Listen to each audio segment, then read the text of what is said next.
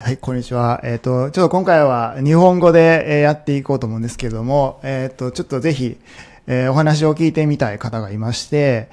今回お呼びさせていただきました。堤さんでございます。堤さんはですね、日本のエンジニア界隈では著名な方で、情報発信とか、特に iOS 関連で、頻繁にやっておられて、で、その流れで、コミュニティも運営されていてですね、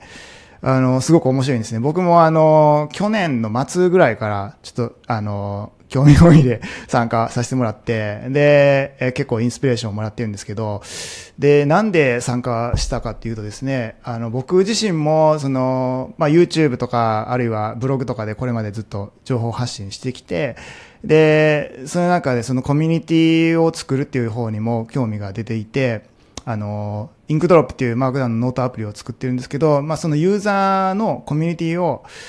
作れないかなと思って、で、その中でユーザー同士が助け合いをしたりとか、インスピレーションあったりとかするような場が、作ってみたいなと、前々から思ってて、で、勉強がてら参加させてもらったんですけど、で、どういう仕組みで動いているのかなと思って、というのはですね、なんだろうな、海外のそのコミュニティにもいくつか参加したことがあるんですけど、根本的に違うなっていう特徴があることが分かったんですね。で、それをぜひ今回シェアしたいなと思うんですけど、何が違うかっていうと、いわゆるよくあるその海外っていう言い方あるやな、英語圏のコミュニティは、誰かその主体となる人がいて、で、その人、インフルエンサーとか、教える側の人たちで、何か一人、二人、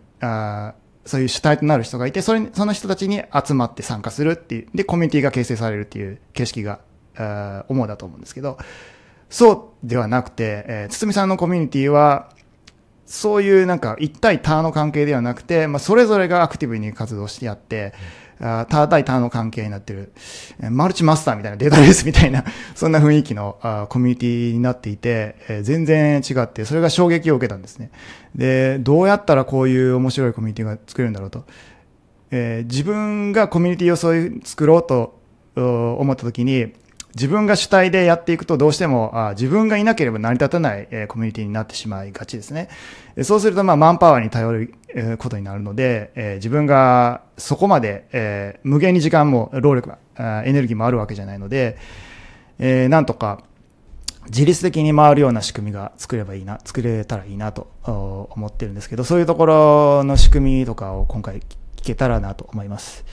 ちょっと前置き長くなっちゃったんですけど、堤さんでございます。よろしくお願いします、今日は。よろしくお願いします。お忙しいところありがとうございます。いえいえ、こちらこそありがとうございます。じゃあ、簡単に自己紹介お願いします。はい。さっき拓也さんにも言っていただいたんですけど、堤と申しまして、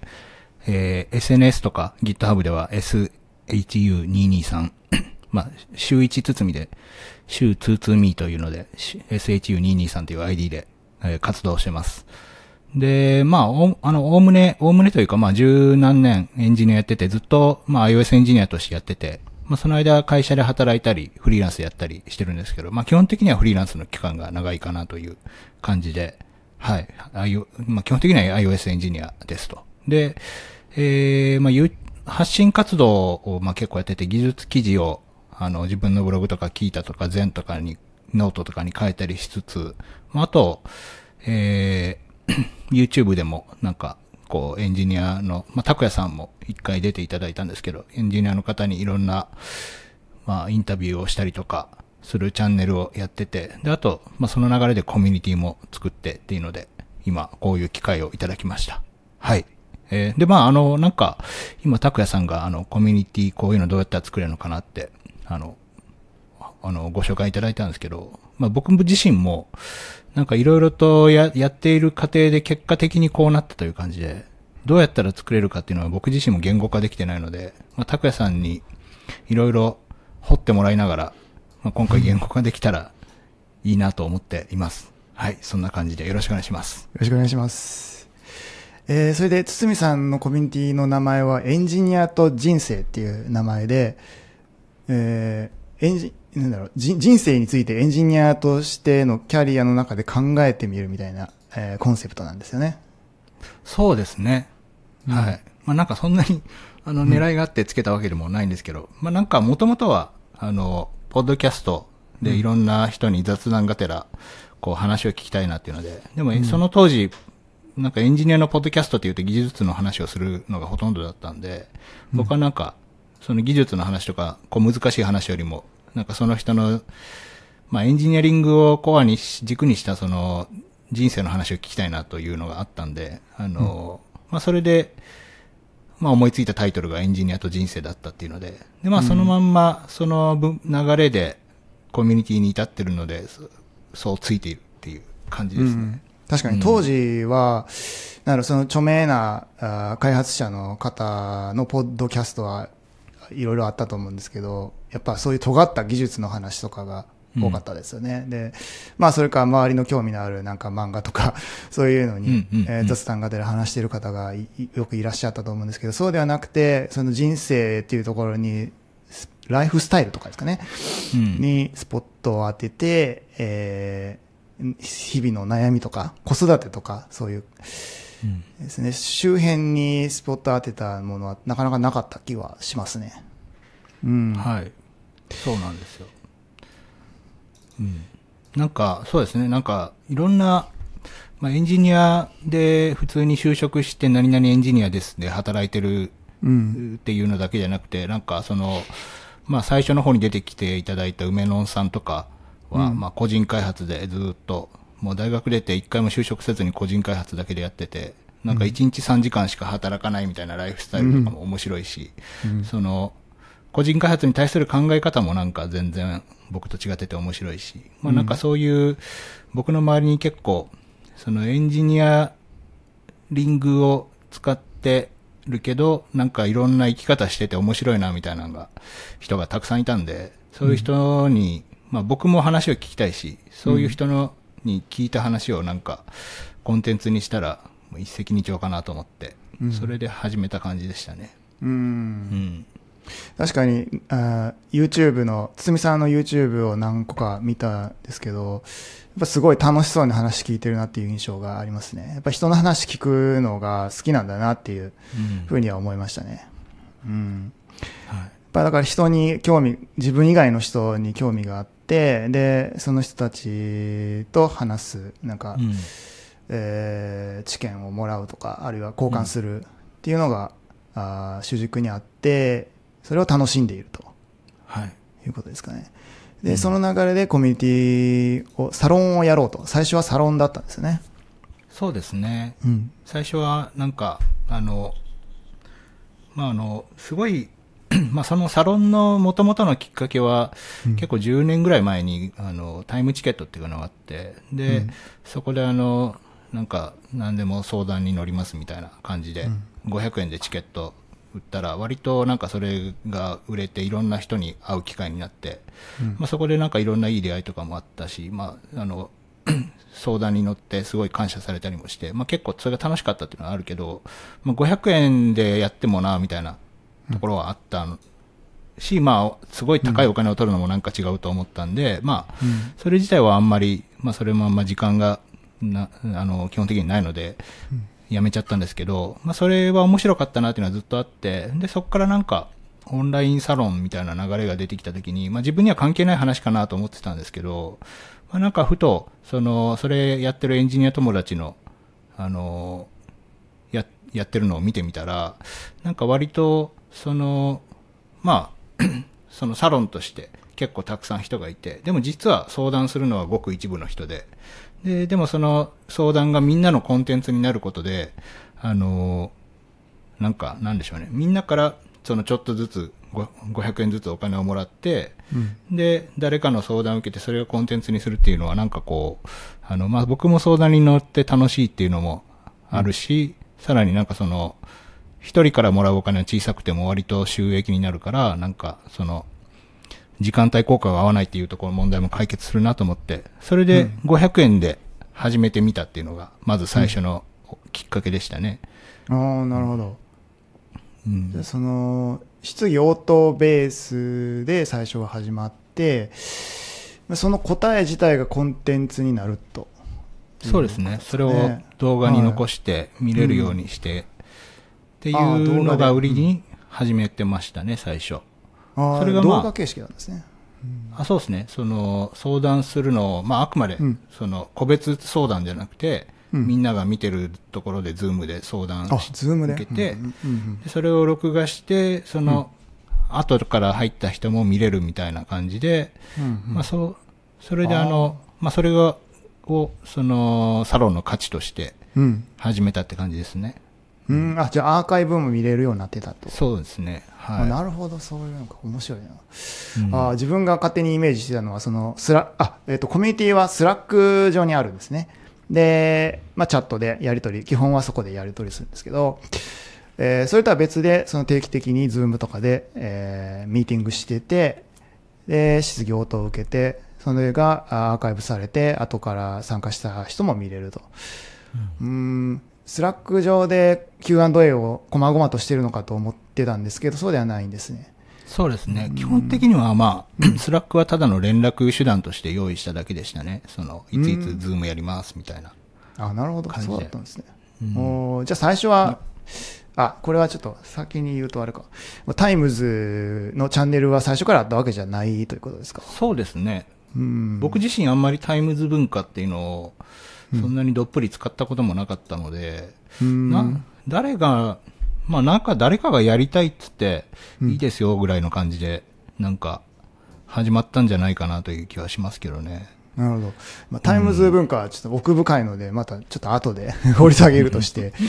そういう独特の文化があるんですけど、はい。で、なるほど。まず最初はじゃあ、ズームのミーティングベースで、質疑応答してコンテンツ貯めてって、やったと。そっか。なるほど。海外だとどうなんだろうな。人気の YouTuber とかのそのディスコードコミュニティとか何個か入ってみたんですけど、そういうのないかもしれないな。どちらかというとやっぱチャットベースで、そういう、もう、散発的に質問が飛んできてそれに答えたりとかするみたいな。3.js ジャーニーのコミュニティにも参加してるんですけど、それは 3.js の有名な方がやられてるコミュニティで、お金払って参加するんですけど、やっぱそれもそれぞれのコースの質疑応答をそのチャンネルっていうか、そうですね、チャット内のチャンネルで、文字ベースでやるみたいな。なので、ユーザーサポートみたいな側面が大きいんですよね。そういうズームでみんな多数参加して、で、それぞれ発言してみたいなのは、あんまり、今まで自分は見たことないですね。多分やってる人はいるんでしょうけど、ツイッチとかになるのかな、プラットフォームは。きっと。だからライブストリーミングでやるとか、そういうのは見るかな。逆にスラックでの質問は答えるかどうかは分かりませんみたいなスタンスだった気がしますね。テキストでちゃんと質問に答えるのって割と大変じゃないですか。大変ですね。流れちゃうので結構たくさん来るかもしれないし、ある程度ズームで決まった時間に答える、口頭で答えるっていう方が負荷がコントロールできるなというのはあって。確かに。それはありますね。自分もちょっと危惧というか懸念してた部分で、やっぱチャットで文字でやり取りするとすぐに流れてしまうからストックされないですよね。だからずっとやっぱ張り付いて質問に答え続けなければいけないのかって想像したらちょっと嫌になってやる気起こらなかったんですけど、そういうふうにやっぱ時間とかを決めて、この時に何々やりますみたいに宣言しちゃえば、労力もそこに集約できるからいいってことですかね。そうですね。結局その仕組みが良かったかどうかで言うと、負荷のコントロールという意味では、負荷はコントロールできてて良かったんですけど、それを今はやってないのは、間もなくやめたんですけど、それをやり始めて。で、やめたのは、言うほど僕に相談したいことってないなっていうことに僕が気づいてしまって、割とすぐに同じことに修練してしまうなというか、その、まあ、発信のこととか、まあ、海外どうするかとか、まあ、僕が答えれるなんかこう、ことって割とそんなに何百種類もなくて、まあ、十何個か、まあ、多くても何十個答えたらもう大体その中で網羅されてしまうぐらいのことでしかないなと思って。で、まあみんなもその賢いんで、なんか他の人の質問を見て、これ自分の疑問にこれで大体答えられてるなって思ったら、まあそんなに相談もないので、なんか、そんなに言うほど自分にその無限の相談ネタのストックはないっていうところに、気づいて、まああとひろゆきさんとかみたいに何を相談されてもエンタメとして面白い答えが返せるみたいな人だったら、それでもこう無限になんか続いたかもしれないですけど、僕はなんかそこまでのエンタメ性はないので、なんかそうですね、まあ実際だからすぐに僕の相談相手としてのそこをついたっていう感じでしたね。まあ、なのでそれ自体はすぐに限界を感じて2ヶ月ぐらいでやめて、そこから発信を教えるっていうところにシフトしましたね。僕が一番人より価値がなんでしょうね、自分が一番なんかその人に提供できる価値ってなんだろうって考えたときに発信かなと思って、やっぱ発信で今の自分が、まあエンジニアとして他の人と違うところは発信かなと思って、発信によって今の自分を築いてきたっていうので、まあそこをなんか教えれたらいいかなと、価値があるかなと思って、で、発信講座っていうのを始めて、で、まあその最初の相談の時に一気に100名行って、で、発信講座で200人になったって感じでしたね。その成長のざっくりとした感じでは。コミュニティでそういう内容を発信しますっていうふうに、公表したらガッと増えたと。そうですね。発信講座をやっていきますっていうので、まあその当時は、その自分のビジネスとしてもなんかこれをどうやったらもっと大きくマネタイズできるかなっていうことを考えてたんで、で、まあちゃんと宣伝して、これからやるんで入ってきてくださいっていうふうにブログも書いて募集して、で、まあそこで2段階目の拡大をしたっていう感じですね。でも発信講座も、5回か6回やると大体言いたいことを言い尽くしてしまったというか、まああとは細かい個別ケースの話になってくるんで、なんか、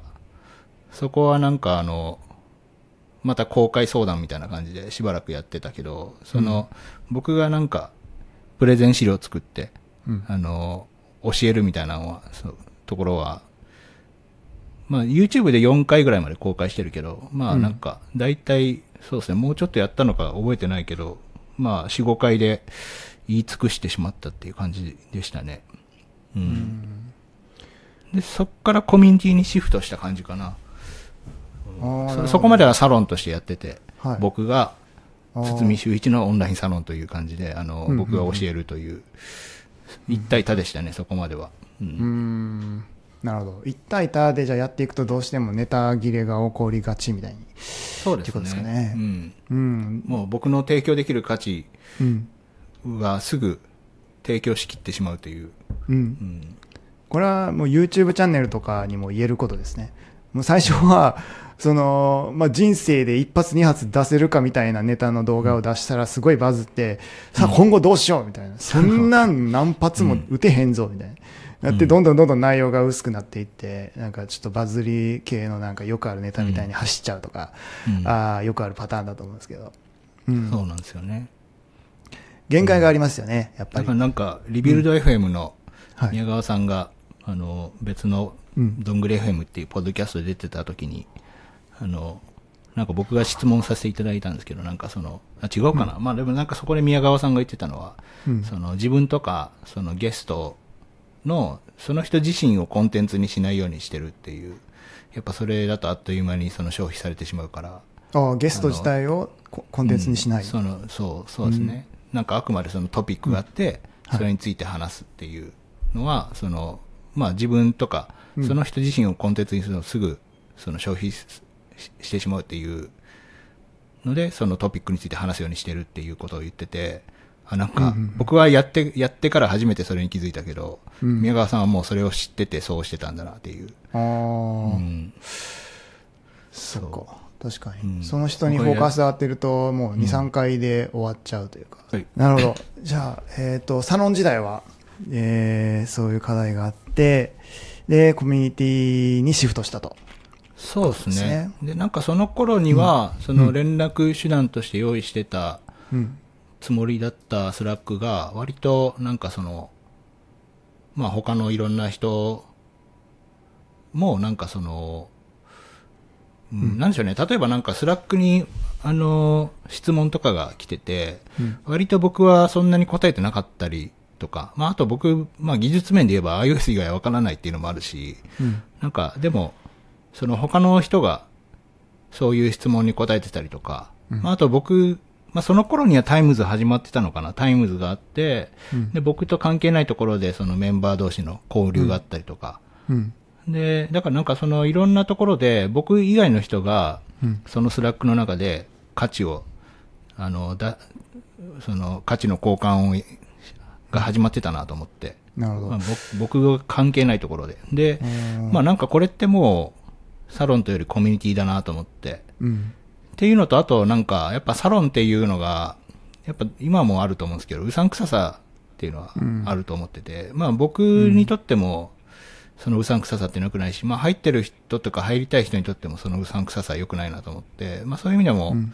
サロンっていうのを取っ払ってコミュニティにした方がいいかなとか、まあそういうなんかいろんな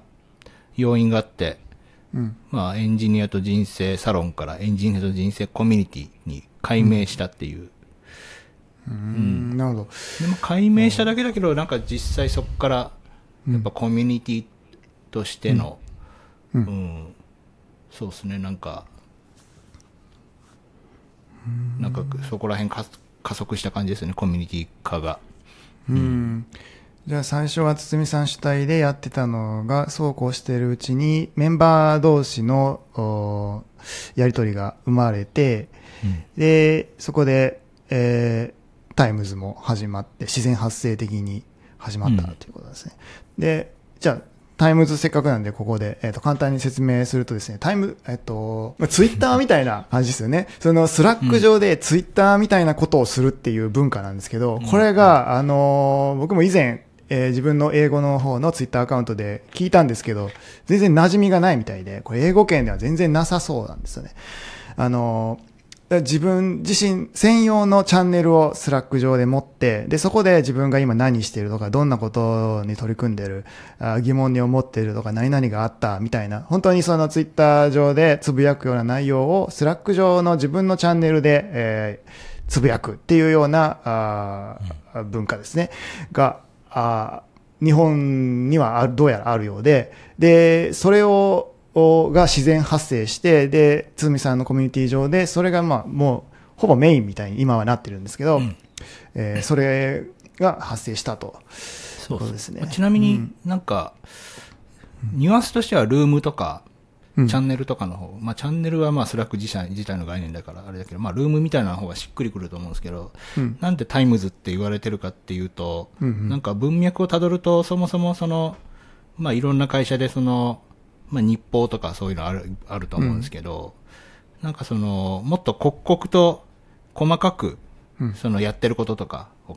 気軽に書いていけるところがあった方がいいよねっていうので、なんかその、分ご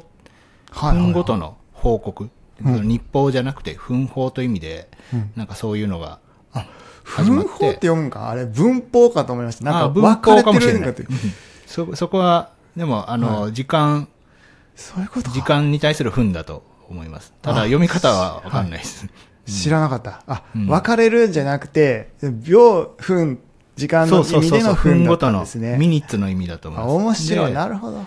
だから、タイムズっていう、プレフィックスがつくようになったんだと理解してますね。すごい。まあなんかそれなんでタイムズなんだっていうのはなんか、日本人独特の英語のなんかなんじゃないかな。感覚ですけど。じゃあ和製英語みたいなことなんですね。なるほど。まあでもそれが生まれたのは、ぱり初期から面白い人たちが集まっていたっていうのが大きな要因の一つなんですよね。それはすごいあると思います。なんか、こう、僕のことは知らないけど、この何々さんのことは知ってて、その人がいるから入ったみたいな、結構あるんで、なんか、僕がすごくて、他の人はこう初心者駆け出しエンジニアですみたいな感じじゃなくて、普通になんか、その人自体がフォロワー集めてるような人たちが結構いて、で、まあそういう人たちがのびのびと活動してくれてたおかげで、なんかこう、僕が価値提供できない人たちに対してもなんかその、価値が届いてたっていうところはありますね。やっぱそれがなければ、そんな、ね、参加者同士で有意義な情報交換とか生まれないですよね、なかなか。はい。初心者同士だとね。一つ良かったのは、やっぱ500円とか、まあその後、値上げしても1000円とか、そういう、すごい安い値段に抑えてたのすごい良かったなと思って、やっぱ当時、そのオンラインサロンで言うと、まあ2000円がめちゃくちゃ安くて、5000円とか1万円もたくさんある世界で、まあ、やっぱりなんかそれなりの、そのビジネス規模にしようと思うと、やっぱなんか、それぐらいにしたくなるっていうのはなんか、まあその、一時期はちゃんと自分のビジネスにしたいと思ってたんで、なんかどうやってその値段一人当たり単価を上げるかっていうことを考えてたので、やっぱなんか2000円、3000円にしていきたいという気持ちはわかる中で、でもそうしていくと、やっぱその値段に見合った価値を僕が提供しますっていうことになってきて、そうするとなんかこう、その価値が欲しい人たちしか入ってこれないっていう中で、でもやっぱなんか、こういうなんか強いエンジニアの人たちが入ってくれたのって、まあ最初に500円とかから始めたからだよなと思って、なんか、そういう人たちが2000円払って僕のサロンに入るかというと入らないよなと思って、なんか、なんかその2000円が惜しいとかじゃなくて、なんか、なんかお金払って僕に価値をもらいに来るような人たちじゃない、そういうレベルの人たちじゃないという感じで、なんか、そういう意味ではなんか500円とか1000円にしといたおかげで、なんかそういう人たちがなんとなく入って、まあそれなんとなく居心地よければ居ついてくれて、まあ、特にピンとこなければ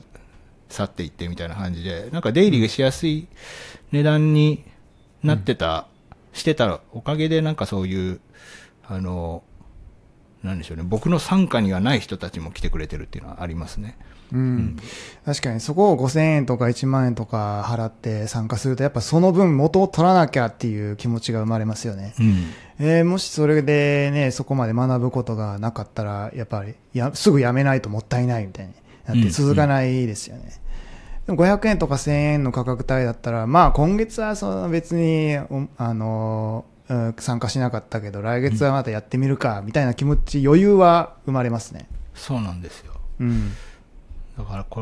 そこは一つあるかなと思いますね。なるほど。で、やっぱり初期から面白い人たちが参加してくれてたっていうのはすごいことだなと思って、これは誰でもできることじゃないと思うんですよね。で、それはやっぱ堤さんがこれまで、発信してきたっていう歴史があったからだと思うんですけど、他に何か思い当たることあります？でもまあそれは本当にそうだと思ってて、まあ僕が長年積み上げてきたことが一つなんかここで実を結んだっていうのはあると思ってて、で、まあその中でもやっぱ僕がなんか iOS のことだけひたすらなんでしょうね、まあ技術的に iOS のことを突き詰めてひたすらそこだけ発信してきたんだったら、ここまで多様な人たちは集まらなかったと思ってて、やっぱりなんか、こういう、いろんな、iOS じゃない人、iOS を専門とする人たちだけじゃなくて、他の技術の人たちとか、まあ、海外に住んでる人たちとか、なんかそういう多様な人たちが集まってきてくれてるのって、まあ僕はなんか技術面だけじゃなくて、まあ、海外に挑戦したりとか、なんかフリーランスとして試行錯誤したりとか、なんかそういう、まあ人生の面も発信してきたから、うん。なんかそこがも含めて、まあ、なのでなんかこう、いろんな業界の人とつながりがあって、で、そうですね。なんか僕はなんかこういうのが面白いなと思ってやってきたことがなんか実を結んだなという感じがしてますね。うん。その発信の種類もとか、まあその自分の行動の、まあいろんなとこ行っていろんな人と会ってみたいな、そういうところ全部が、まあこのいろんな面白い人が集まってくることにつながったなというふうに感じてますね。うん。うん。そうですね。客観的に見ても、堤さんの人生も面白いですもんね。なんか、うん、いろんなことに挑戦されて海外にも行って、で、漫画にもなったりして、うん。やっぱ傍から見てもやっぱ面白い人だなって思うので、やっぱ、堤さん自身のそういう魅力があったっていうのは大きな要因だと思いますね。確かに。なんか、このオンラインサロン作りましたとかも、やっぱなんかエンジニアってそういうのを毛嫌いする人もかなり多いと思うんですよ。そういう特になんか、薄っぺらいインフルエンサーみたいな人、まあやっぱ頭いい人多いし、やっぱロジカルに考える人が多いので、なんかそういう、最もなんか、水と油というか合わない人種で、なんか、だからオンラインサロンっていうのをまず前提として毛嫌いする人がいる中で、僕はなんかそこを始めて、で、それで、まあ結構、まあフォローを外した人とかもいる中で、まあでもそれを面白がる人もいてくれて、そういうことをやるっていうの。まあ拓也さんとかもそうですけど、でやっぱそういうなんか、まあ他の、なんでしょう、王道のエンジニアの人がやらないようなことをやったりとかして、まあそこを面白がってくれたりとかしてみたいなところで、なんかまた、その、近寄ってきてくれる人の多様性が生まれてるのかなとか思ったりしますね。そうですね。やっぱタイミングも良かったのかもしれないですね。なんか、なんだろうな、自分もよく分かってないですけど、その駆け出しエンジニアの方がめちゃくちゃ増えたなって感じるタイミングがなんかどっかであった気がしてて、なんかで、まあそういう人たちが増えるってことはやっぱもうそのキャズムを超えるみたいな、なんかそのエンジニアがバッと増えて、やっぱ増えると、まあその分なんか多様性もそこで生まれて、なんかなんていうんですかね、突然変異みたいなとか、なんか変わった人がエンジニアしてますとか、そういう人たちがポッポポッと出てきて、なんかこれまでのそういうステレオタイプなエンジニア像が崩されていくような、そういうタイミングもあったのかなと思いますね。エンジニアが YouTube 発信するなんてやっぱありえなかったことですし、そういうのもでも今となっては普通ですんで、なんかやっぱそこの価値転換のタイミングもあったんかなと思いますね。確かに。なるほど。やっぱそういう面白い人たちは基本的にはその発信者側の人間だからやっぱり喜んでその面白いことを言ってくれたりとかすると、でそれがやっぱ相乗効果となって、コミュニティが増強されていったっていうことなんですね。そうですね。やっぱその発信を軸に、その成長期に発信を軸にしたっていうのも一つ良かったところだとは思いますね。やっぱそこに積極的な人が集まることで、なんかやっぱそういう人はスラック内でも積極的にいろんな人にこう絡んでいってギブしていってっていうのがあるんで、なるほど。ちょっと視聴者の方がもし知ってたら教えてほしいんですけど、そういうなんか発信者もその主要メンバーの一人みたいになってるコミュニティとかあったらぜひ教えてほしいですね。海外で、特に海外で。やっぱ、どうしてもインフルエンサー中心のコミュニティっていう印象が僕にはあるので、そうじゃないコミュニティがもしあったら自分も勉強がてら入ってみたいと思いますね。で、やっぱタイムズ文化が一番やっぱ大きな特徴ですよね。これが生まれたのは、やっぱその、まあメンバーがもともと面白かったっていうのと、それに続いて、みんなも真似して普及したっていうことですよね。不思議だな。なんか、ただちょっと UI 的には僕は課題を感じるんですけど、チェックするのが逆に大変ですよね。一個一個タイムズのそれ。どうしてもやっぱ、自分はその時間がなくて全然見れてないんですけど、20個ぐらい参加したものの、追えないですね。追い切れてないです。まあそこまだ課題はありますね。一時期は、僕がずっと見てたんですよ、全部。で、面白、まあなんか、突然ある人のチャンネルで何らかの投稿が盛り上がったりすることがあって、うん。まあなんか、その人のが何らかの人生の転機を迎えてて、そこわーっと盛り上がってたりとかすることあるんですけど、でもそれって、1日2日の単位で、の盛り上がりなんで、毎日見てないと、まあ、気づけないっていうのがあって、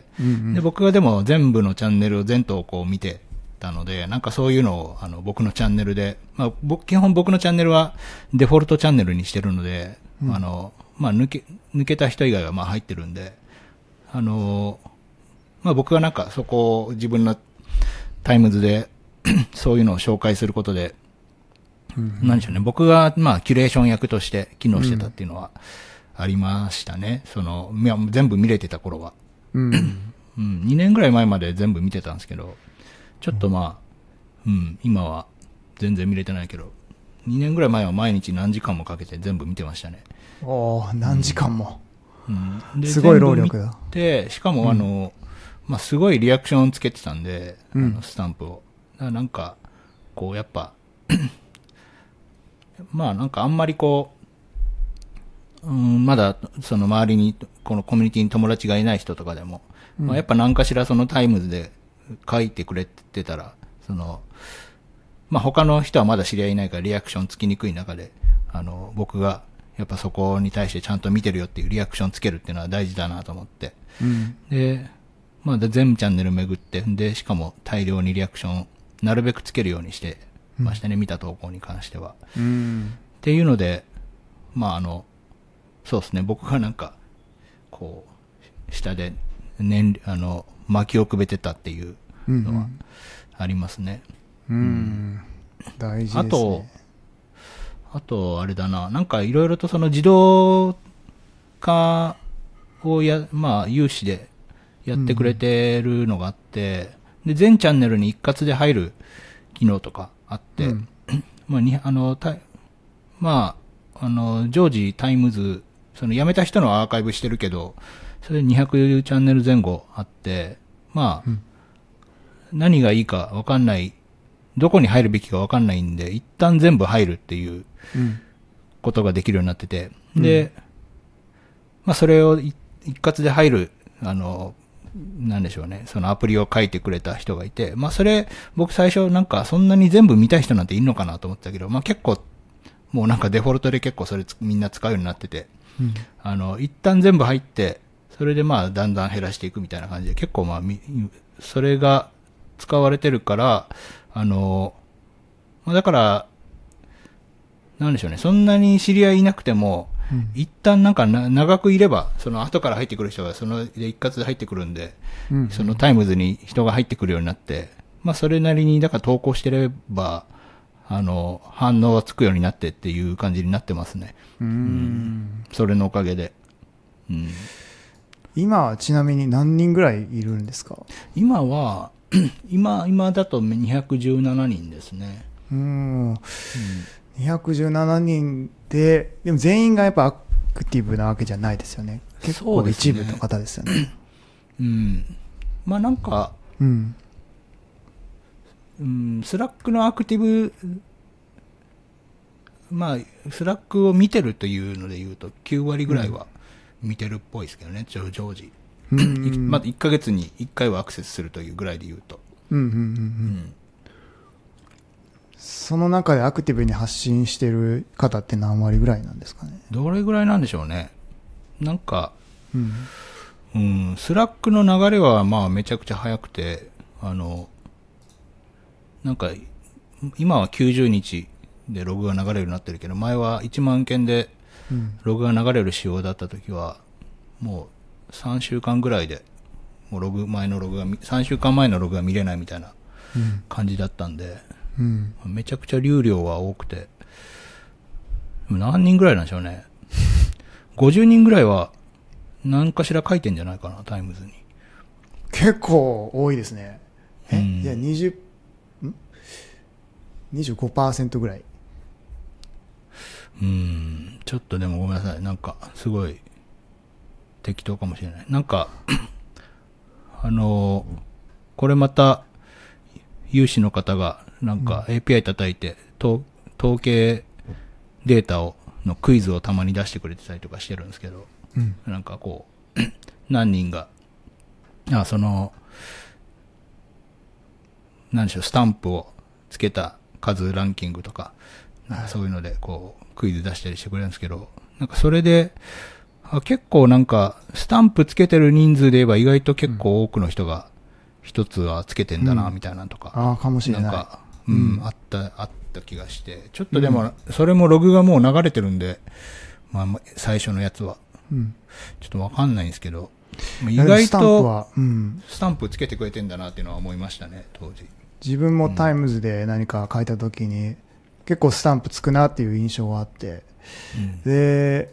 はい、このスタンプもまた独特ですよね。日本独自なんかわからないですけど、やっぱ海外だと、まあ、絵文字かな、まあ、イラストとか絵文字がメインだと思うんですけど、このエンジニアと人生コミュニティでは文字のスタンプがたくさんつくという特徴があって、なんかありがとうございますとか、そうですねとか、他何だろうな、自分の。わかるとか。わかるとか確かにいっぱいつきますね。最高とか、いいね、かわいい、ふふとか、ほほとか、そういう簡単詞かなとかのリアクションを、その、絵ではなくて文字で、スタンプを押すっていうの特徴があって、これはやっぱ日本語独特の傾向な気はしますね。そうですね。英語圏だと、その、アルファベットのスタンプがあって、で、それを組み合わせるみたいなはありますね。awesome とか、awesome みたいなをつなげる。ただそれって結構手間がかかるでしょ。なかなかやっぱ手間がかかるからそんなに頻繁には起きないんですけど、見かけますけどね、やっぱ文字ベースのそういうスタンプっていうのはなかなかないのが面白い点かなと思いますね。これはでもあれですよね、なんか、まあうちのコミュニティというより日本の文化ですよね、日本のスラックの。なんか他の、まあ、会社とかでも結構、まあ、スラック活発なとこはこういう文字の絵文字はたくさん登録されてるんで、日本独自ので進化した文化って感じですね。これなんでかなって投げかけた時にどなたか忘れたんですけど、敬語を使わなくていいからっていう回答があって、それがめっちゃ面白いなと思って、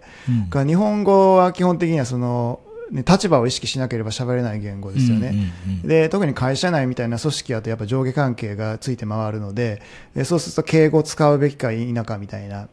そういう問題がずっと意識しなければいけないんですけど、英語圏にはまあ基本的にはフラットで、丁寧な言い回しはありますけど、そういうね、上下の、関係性はあまり意識しなくても喋れるようにできているっていう。で、スタンプだと、その敬語っていうハードルが一気に下がるから、すごい手軽に押せるっていう。なるほど。のはやっぱ大きな、確かにメリットなのかなと思いましたね。それで言うとやっぱこう、ね、その普通の言葉で、敬語じゃない言葉でスタンプ押されても全然違和感がないから、いいですね。フラットに確かにリアクションを送れるのでいいなと思いました。日本語の方が英語より日本語の方が文章化するハードルが高いから、スタンプが進化したっていう感じなんですかね。そうですね。日本語どちらかというと書き言葉寄りの言語だから、丁寧に漢字変換もして書かないといけないっていうのがめんどくさいですよね、ちょっと。っていう理由はあるのかなって推測します。はい。まあ、そうすると誰々がよくリアクションくれるなってありますね。なんか英語だとそうなんですよ。で、メッセージでよくリアクションもらって、そうするとやっぱすごい盛り上がってるような印象は受けるんですけど、もらう側としては俺だからかもしれないですけど、なんか返さないとみたいなちょっとプレッシャーを感じるんですよね。わざわざメッセージで送ってくれたんだから何か返さないとなとかって思ったりするんですけど、そういうプレッシャーがないのがいいところかなと、スタンプは。わかります。英語圏でやっぱコミュニティを運営しようと思ったら、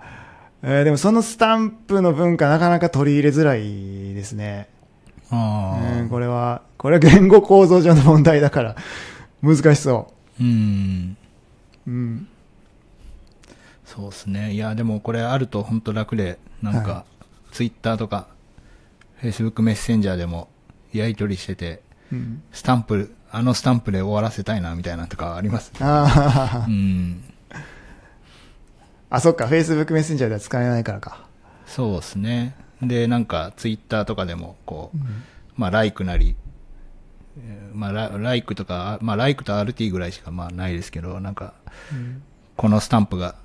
あれば押したいな、みたいなとかは、思いますね。その、リアクションとして。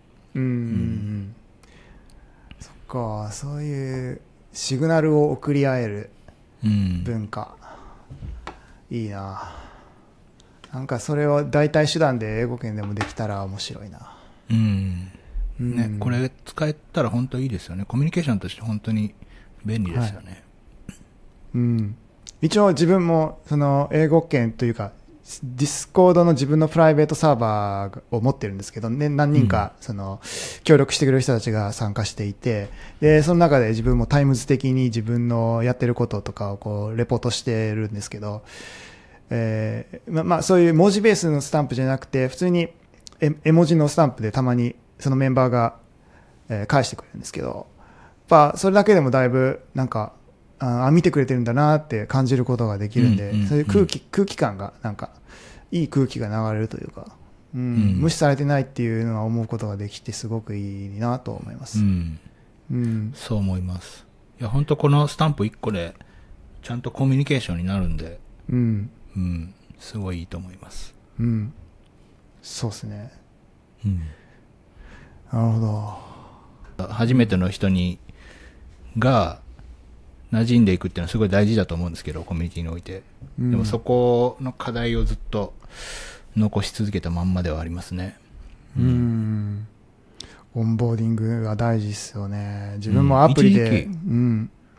今までおろそかにしてきた部分なんで、最近ちゃんとやろうと思ってるんですけど、せっかく参加しても何していいかわからないって終わってしまう人って結構やっぱいると思うんでね。一回なんか、一時期、まあ、フリーランス時代に、こう、なんでしょうね、全員とワンオンワンしようと。まあ、全員とワンオンワンというか、まあ、新しく入った人に DM 送って、まあ、10分なりのワンオンワンでこう、オンボーディングするっていうことをやってて、まあ、DM で一人一人メッセージ、文面その人によって変えながら、こう、まあ、警戒しないようにこう、まあ、一回話しましょうっていうのでやって。で、まあ、新しく入った人だけだと不公平だから、まあ、希望者がいれば、まあ、元からいた人も、ワンオンワンしますよっていうので、ジェネラルで募集して、で、1週間に70人とワンオンワンしたりとかもありましたね。ただ、まあ、本当にもう声ガラガラになって、あんまりにも負担がでかいんで、それ以降できてないんですけど、でもそれは結構やっぱ良かったですね。なんか、実際一回顔合わせて、で、そういう、まあ入ってきた動機を聞いて、そういう動機だったらこういう感じで過ごすといいかもしれませんねっていうのとか、まあ交流会への心理的ハードルを、まあ除いてあげて、まあ、こういう感じでやってるんで大丈夫ですよっていうので、一回来てもらって、やっぱその後の交流会とかは、新しい人めちゃくちゃ来てくれたんで、やっぱ効果はすごくあったんですけど、サステナブルではなかったっていうのはありますね。でもそれをやったことで、やっぱ堤さん的にも、具体的なその参加者像とかもやっぱ、鮮明になったと思うし。いや、そうですね。もうなんかそれやった時に、コミュニティ始めて2年とか経ってた気がするんですけど、まあ本当最初の時からいて、ずっとでもロム線の人とかも出てきてくれたりとかして、で、そのずっとロム線だった人が初めてタイムズ作って、発言し始めて交流会に出てみたいなこととかもあったんで、なんか、すごいなんかこう、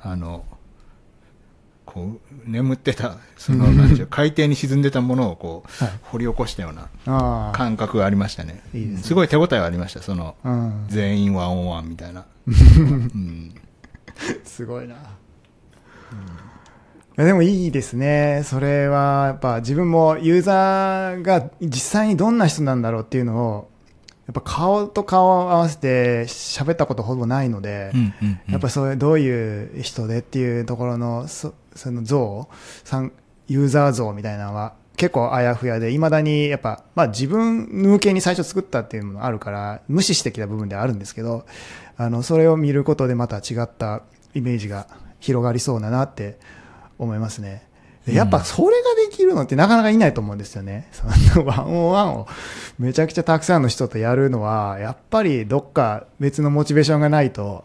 それこそ好きだとか、そういう相談されるの好きだ、人と話すのが好き、話聞くのが好きっていうのがやっぱ一番根底にないと、なかなかできないことだなって思いますね。だから、やっぱこういうコミュニティができたのは、やっぱ堤さんのそういうパーソナリティの要素が大きいだなと思います。で、やっぱり人に興味があるとか、そういうところ、自分はどちらかというとなんか人に興味あるっていうよりはその人を楽しませたいとか、エンターテインメント寄りの人間で、だからこそ今 YouTube とかも、まあそれなりにうまくいってきたんだなと思ってます。やっぱそういういいものを作りたい、面白いものを作りたい。で、それで喜んでほしいっていう思いがすごく強くて、そういう人をよく知りたいとか、なんか深くコミュニケーションを取りたいみたいな欲求はあんまりないんですよね、正直。だからここが大きな堤さんとの違いだなと。はい、今日話して思ったんですけど、だから多分僕が堤さんと同じことはきっとできないんですよね。そこをなんか埋めるべきなのか、もしくは自分なりの方法を見つけるべきなのかはまだわからないですけど、なんかそこを埋めてくれる人がアクティブになって心地いいような場を作れたらいいんでしょうね。なんかこのコミュニティでも僕に欠けてるものがいっぱいあって、でそこをやれる人がたくさんいるおかげで、なんか成立してるなと思って。なるほど。でまあ、やっぱ心がけてるのは、そういう人たちが活動するにあたって、不快になるようなことを僕が住まいっていうのは、やっぱ思ってて。まあ、そうですね。なんかルール、まああんまり、公に言うことではないですけど、このコミュニティ、規約とかルールが一切なくて、なんか、誰かがなんかしたら一発でもうなんか成立しなくなる危機をはらんでて、なんかやってもそれを取り締まるルールがないので、今んとこ。でもなんか、一応なんか性善説のギリギリのバランスで成立してるって、でもそのルールがないおかげでこう、なんでしょうね、なんか、それダメですよとか言われたりとかそういうことがない。まあ、なんか発言して、まあ、例えばなんか僕がサロン始めた時にいろんなサロンに入ってみたんですけど、なんか、書き込みの仕方とかで注意されたこととかあって、スレッド、なんか返信するときはちゃんとスレッドに書いてくださいとか、スレッド、チャンネルにも投稿するオプションをつけないでくださいとか、まあ自分でチャンネルを立てちゃいけないっていうのも結構、まあ当たり前だし、なんか結構ルールが多くて、で、やっぱ、なんか投稿して、それで、それダメですよって注意されると、やっぱ投稿する意欲ってそがれると思うんですよね。でもそういうなんか、メンバーのアクティビティのモチベーションを阻害するようなことは一切やるまいっていうのは、思ってて、まあ、だからまあどうぞやってくださいっていう。で、やってくれたことに対して、すごい、リアクションしたり感謝したりするっていうところで、やっぱなんか僕以外の人の、まあ僕が持ってないことを、持ってる人もたくさんいるんで、僕以外の人のアクティビティを後押しするように意識してるっていうのはありますね。そうですね。ルール全然ないですね。自分もだから書いていいのかどうかって最初迷ったところはありますよね。はい、このコミュニティの分析を最初の方は書いてたんですけど、それはやってよかったのかとか、ちょっと疑問で思いながら書いてたんですけど、全然。一応なんか、はい。もうすべてグレーゾーンの中で運用されてるんで。なんでしょうね。なんかこれはやっていいのか、これはやっちゃ悪いのかみたいなのも、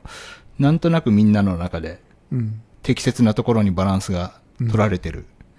感じがして。で、それが成立してるのって、よく何のコミュニティで何が得られるのかよくわかんないから、普通の人が入ってこない。なんかその辺のよくわからない人が入ってこないっていう、見つけにくいっていうのは一つの、なんか変な人が入ってこない理由としてあるかなとは思ってますね。そういう初心者エンジニア向けのコミュニティですみたいな言っちゃうと、やっぱ質問しかしない人とか、やっぱりたくさん出てきそうなイメージはありますね。そうじゃなくて、あえてコンセプトをあやふやにすることで、そうですね。フィルターすると。で、ルールを縛らずに、なんて言ったらいいかな、そのふわふわ感がいいんだと。それが一番の良さであるみたいな。これ難しいな。再現性はあんまないですね。これを作れと言われて。再現性がね、本当に、なんか、よく言ってるのはもう大パーツみたいなもんで、もう一回作れと言っても作り方はわからないっていう。これはアートですね。誰がいつ何を作るかで変わる、結果が変わる。そうなのか。いやでもそのファジーさが大事っていうのはすごいなんか、思いました。自分も今なんか完璧主義にならないっていうのはやっぱ、大事だなって。そうですね。やっぱなんか英語圏もやっぱなんだろうな、その質問のハードルすごい低いんだなってすごく思うんですけど、相手のことは別にそんなに気遣わずに、気軽に質問できるような風土というか文化を感じていて、だからこそ質問がむちゃくちゃ来るんですけど、自分はなんかその YouTube のチャンネルのコメント欄とかものすごい来ても全然答えきれないんですけどね。すごい。それがチャンネル上でディスコード上で起こるのかと思ったら、絶対対応できないなって思って。そこをどうやってバランス取ればいいんだろうっていうのはまだまだ見えなくて。やっぱ自分、さっきつみさんが言ってくれたような、その他の自分に欠けてる部分を補ってくれる人を大事にする、見つけるっていうのはすごく自分も必要だなと思いましたね。自分は延々に質疑応答をやりたいわけじゃないから、代わりにそれをやってくれる人、楽しめる人っていうのはもし現れたら最高ですね。そうですね。自分はあくまで楽しませる立場に徹した方が、むしろいいんじゃないかと。なんか今の状態になった一つの要因として、やっぱりなんか僕が結構ポンコツなところもあるというか、なんか、例えば、なんでしょうね。なんか、その技術面でも僕が答えられないことがたくさんあるというのはみんな把握してるので、やっぱ初期の相談に乗りますっていうことを歌ってた時から、でも、堤さん iOS のことしかわかんないですよね、みたいなのはみんなわかってるんで、そうじゃない質問は、拾ってくれたりとか、してくれてたし、今でもなんか、僕に興味がない人が結構いるというか、なんか、僕が一番魅力的でもないからこそ、なんかその他の魅力的な人が、なんか輝けると、なんでしょうね、なんか、僕じゃなくて僕以外のメンバーをすごいリスペクトしてこのコミュニティにいるっていう人も結構いると思うんですよ。で、なんか、なんでしょうね、なんか僕がトップに君臨してないっていうのも一ついいのかなっていうのはありますね。なんかうまく言えてないな。でもでもそうそう、僕のタイムズとかもなんか、必ずしも一番、なんでしょうね、みんなが見てくれるわけじゃないみたいなのもあって、いや違うな。なんかでもそうですね。鼓さんが主なコンテンツではないっていう。そうなんですよ。わかります、すごい。で、頼りない部分もあって、そこを、頼りがいある人が勝手に拾ってやってくれるみたいな。でもやっぱメンバーが面白いっていうのが一番だと思いますね。うんうん。僕もメンバーが面白くなかったら今はいないと思いますね。うんうん。それぞれやっぱ海外に住んではったりとか、個人開発してはったりとか、ね、有名なアプリ作られてたりとか、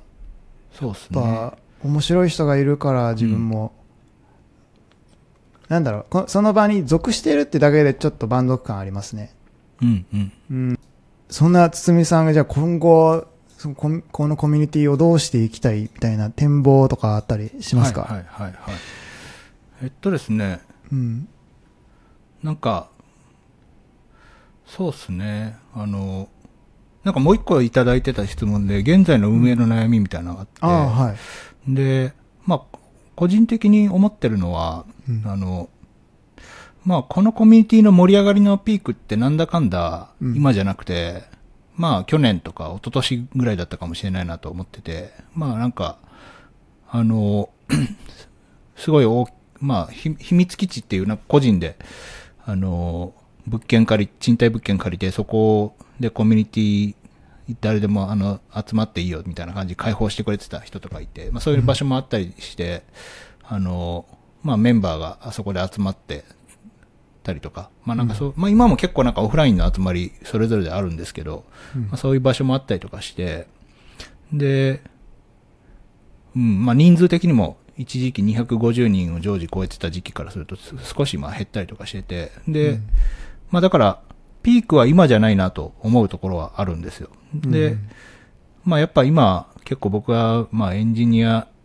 マネージャーとしてそのフルタイムで働いてたりとか、まあそれをやめてまたエンジニアとして復帰しようとしているというのがあって、まああんまりなんかコミットできてないっていうのはあって、まあそこら辺は課題だなと思ってるんですけど、まあ逆にでも、そこを絶対にどうにかして拡大しなきゃいけないみたいな風な焦りも持ってなくて、まあ結構、まあこのコミュニティがここまでなると思って作ってなくて、もうなんか今、ここまででもすごいいろんな人のいろんな、こうなんか人生が良くなることに、貢献した部分もたくさんあるし、まあいろんな人が知り合って友達になったりとか、なんかすごいいいことはもうたくさんあって、まあ十分よくやったっていうのはあって、なんかまあ、もう終わろうと思ってるわけでもないですけど、拡大しなきゃということはもうなんか思ってないっていうのはありますね。まあもちろんなんか新しい人が入ってこないとタコツボ化するんで、新しい人が入ってくる仕組みは必要だなと思ってるけど、まあ焦ってはいないっていうのがあって、まあなんか、もう、まあうまいこと現状維持のために新しい人が入ってくるサイクルを、うまいこと維持できたらいいなというぐらいに思ってる感じで、なんか大きくしようとか、もっとなんか儲けようとか、なんかそういうのは一切ないですね、今は。そうですか。堤さんにとってのこのコミュニティは、何なんですかね、今後もやり続けると考えたときに、どんなモチベーションで、やろうと思ってます？なんかたまにたまにというか、昔からまあうっすらとある憧れとして、自分のカフェとかバーとか持てたら楽しいなって思うこととかって、まあ昔からあるんですけど、すごい強い願望というよりは、なんかうっすらとして憧れとしてあって、まあ自分の店とか、なんかそういうのあったら面白いな。でもなんかそう考えたときに、あれ今のコミュニティって結構限りなくそうじゃないっていう。自分の店で、まあ必ずしもその自分目的じゃないけど、まあいろんな人がやってきて、まあそこでいろんな話を、僕とじゃないにしろ、いろんな話をして、まあそれをなんか僕はオーナーとしてこう、店を整えてたりとか、裏で掃除してたりとか、まあたまにはカウンターに立ったりとかしてて、まあそれを眺めてるっていう感じで、なんか結構そのバーとか自分のカフェとかでこうやりたいことがこのコミュニティでまあそこで欲しいものが、このコミュニティで実現できてるなと思って、まあそういうなんか、自分の未成的な存在ではあるなというふうに思ってますね。すごいしっくりきました、今。うん。で、かつ自分の居場所にもなってる。なんか、確かに。やっぱフリーランスで、はい、今はまあ、正社員として所属するところもあるけど、でも基本的に根っことしては、フリーランス的考えでいて、まあ、たまにはその、契約の一形態として正社員っていうのを取ることもあるけど、まあ、フリーランス、軸はフリーランスにあると思ってて、そういう中で、だからなんか固定の居場所が、まあ今までそのスラックチャンネルとしてはなかった中で、ここが、まあ自分の居場所にもなってるっていうのもあって。なるほど。うん。まあそういう意味ではなんかずっと続けていきたいっていうのもあるし、あともう一個意味があるのが、まあなんかノートにも書いたことあったんですけど、自分の今までのそのサイクルって、まあ、興味のある技術勉強して発信して、それからそれを使った面白い仕事を獲得して、それをまあそこで得た技術とか実績をまた発信して次の面白い仕事を得るっていうようなことで、サイクルをぐるぐる回してたんですけど、そうするとなんか全部技術的なことだけでこう、サイクル回すことになって、そうするとなんかもっと勉強したい、もっと仕事やりたいってなった時に、他の技術的じゃないことの時間を減らして、技術的なことにその時間を投入していくことが最適化になっていくっていうのは悩みだったんですよ。全部そっちのことをやってしまうっていう。まあ仕事面白いし、勉強面白いから、全部そういうことをやってしまう。でもなんか僕はなんか家族で過ごすのも好きだし、漫画読んだり、テレビを、お笑い見たりするのも好きだし、なんか、そういうなんか技術的じゃないことの時間が、その他の、その、トレードオフの関係にあるっていうのはなんか、自分の人生サイクルとして問題だなと思ってて、ただなんかこのコミュニティで、なんかタイムズで別になんか僕がお笑い番組の見た感想を書いて誰が反応してくれるわけでもないけど、まあでもそういう投稿をすることでなんかそのコミュニティのアクティビティにはなってて、あ、そんな雑な投稿していいんだっていうふうに他の人も思って、まあ投稿してくれたりとかするかもしれないし、まあ